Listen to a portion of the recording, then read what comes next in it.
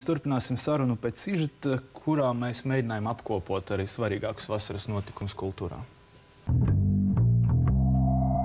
Esmu daudz festivālu šogad redzējusi. Biju uz Pozitīvas festivālu, biju Liepājā uz Summer Sound. Tagad braukšu vēl uz jauno festivālu Cita vide. Un esmu bijusi vēl uz pāris koncertiem, ieskaitot Prātu vētras, protams.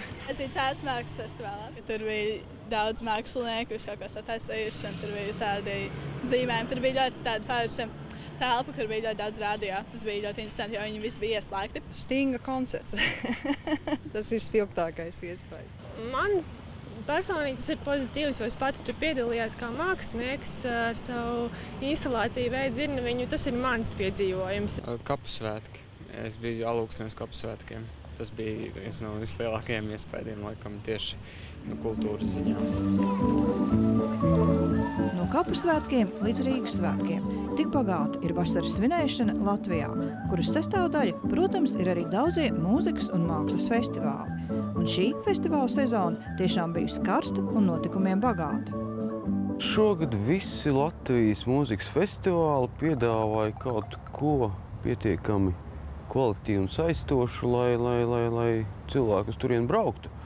Ne tikai atpūsties un svaigā gaisā padzīvoties, bet arī muzikāli kaut ko baudīt. No festivāliem, kas ir jau pārbaudītas vērtības, un kas arī tā, kā lai saka, neatkārto visu laiku vienu to pašu un attīstās un vienmēr piedāvā kādu pārsteigumu, kaut ko negaidītu un arī augstu līmeni, tad man ir jāmin festivāls Rīgas ritmi.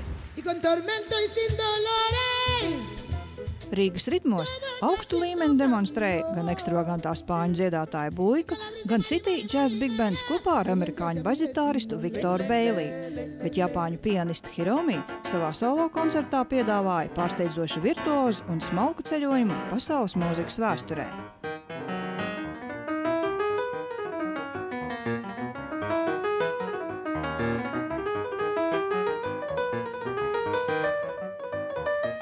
Īpašs notikums bija arī jau 20. operu mūzikas svētki Siguldā ar Verdi operas Traviata iestudējumu un izcilu galā koncertu. Tiešām veiksmi, varbūt pat labākais gala koncerts no pilnīgi visiem gala koncertiem, kādas es esmu klausījusies operu mūzikas svētku vēsturē.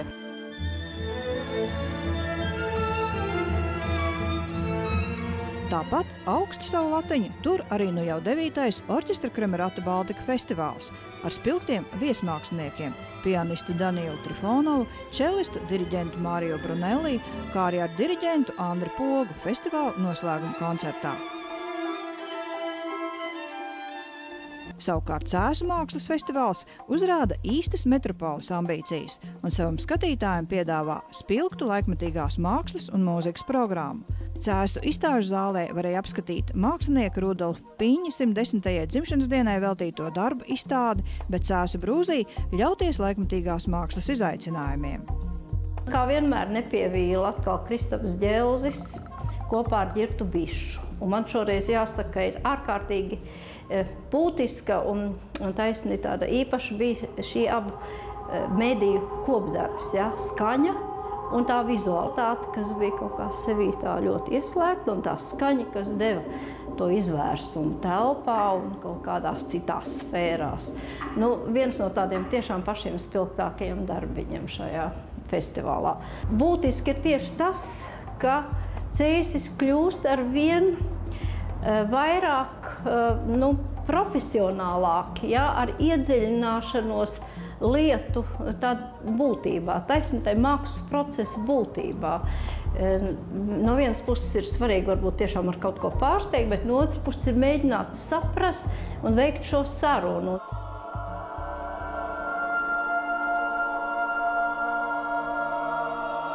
Eksperiments un izcilība ir Cēsu festivāla moto.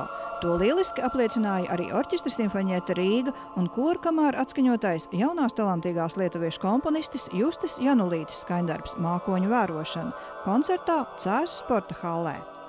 Otrs lielais pārsteigums bija Eva Bindera, mūsu vīlniece.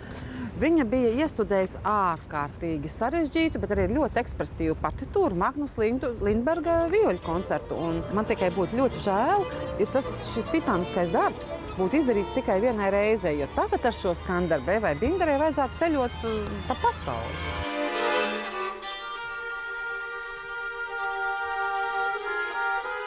Daudziem par vasaras nozīmīgāko notikumu kļuvis festivāls Pozitīvs. 6 gadu pastāvēšanas laikā tas pārvērties par ievērojamāko populārās mūzikas un mākslas festivālu Baltijā. Šogad 2 dienās Salacgrīvā skatītāji varēja baudīt aktuālu mūziku gan ārzemju, gan pašmāju grupu izpildījumā. Manuprāt, tā programma bija pietiekami forša, jo nebija viņa piesātināta ar ārprātīgi lieliem slaveniem vārdiem, bet tie netik zināmie vārdi bija pietiekami jauki un interesanti un saistoši. Vasaras festivāli un koncerti izved skatītājus ārā no mūriem, dabā. Tā top unikālas skaniskas ainavas. Lielisks piemērs tam ir festivāls Laba daba, kas notika Līganas novada Ratniekos. Bet daudziem šī vasara nav iedomājama bez vēl vienas klusās dabas kopā ar Prātu vētru.